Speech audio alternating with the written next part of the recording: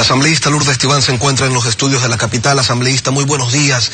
¿Qué ha cambiado en el escenario desde el 2010 en que se trató la ley de aguas por última vez con el tratamiento de este 2014 cuando se la está retomando?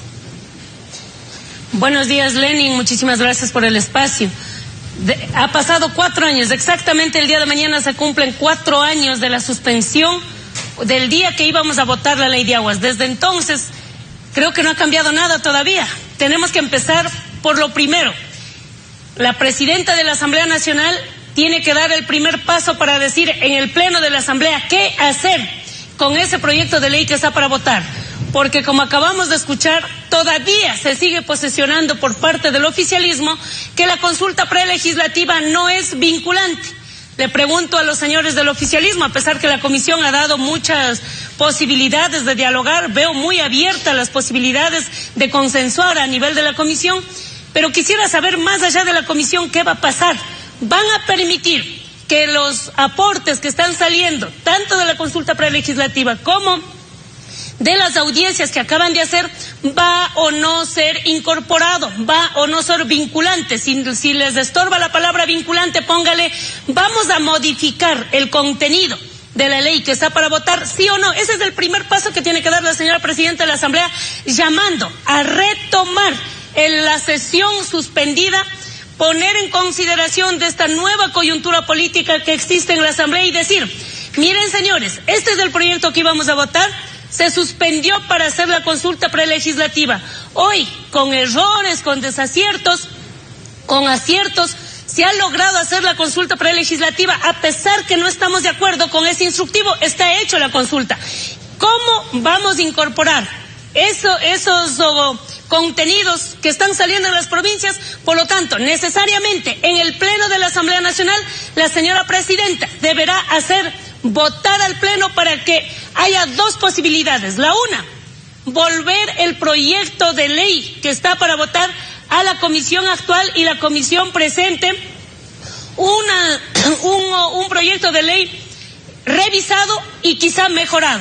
Segundo, puede ser otra posibilidad de que se abra el debate en el mismo pleno y se diga, señores, este proyecto no se puede votar porque tenemos una consulta prelegislativa, por lo tanto, debatamos en el pleno, mejoremos los artículos y nuevamente habrá un texto para votar. Esa posibilidad no se ha dicho.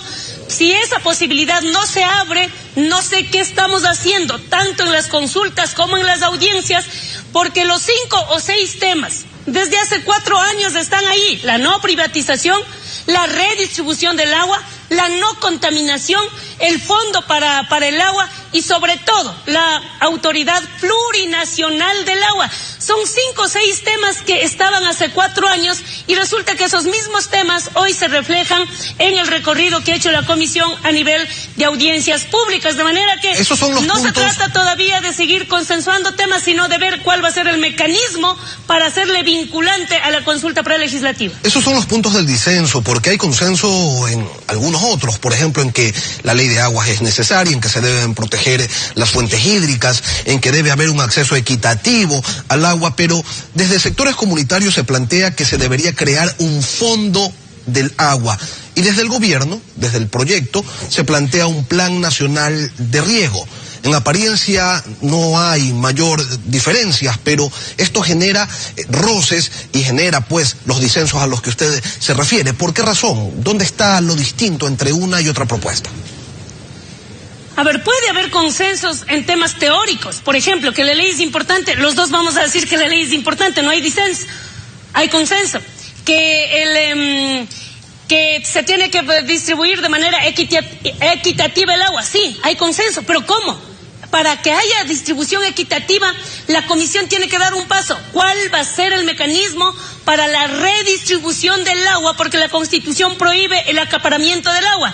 Entonces, en teoría, estaríamos de acuerdo en conceptos, pero en los mecanismos para hacer efectivo la equidad del agua, eso no está determinado, no se quiere poner ni siquiera en la ley para decir en cuántos días, en cuántos años, en cuántos meses se van a redistribuir o revisar las sentencias que antes se daban, las concesiones que antes se daban, hoy se llaman autorizaciones.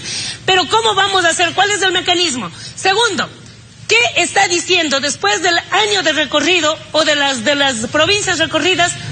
Si en la costa le han dicho sí a la Autoridad Única del Agua, en la sierra le dicen sí a una autoridad plurinacional del agua, es porque en la sierra, de alguna manera, la organización del agua está mucho más consolidado y por eso es que las comunidades, los pueblos, las organizaciones, los regantes, los que tienen en sus manos la conducción ahora del agua, porque para nosotros tener el agua no se trata de que el Estado en la Constitución dice soy el dueño del agua. Sí, pero el Estado no me va a llegar al páramo el día que se derrumba la sequía. Nosotros inmediatamente actuamos y decimos vamos a arreglar la sequía mediante mingas, mediante pagando un albañil, lo que sea, pero eso es directamente la Administración Social del Agua, está regulado y está manejado en cierta medida, administrado por las comunidades sociales, las comunidades indígenas y campesinas. Ahora, no sé qué está diciendo la comisión sobre esto. ¿Van a pasar directamente a los municipios?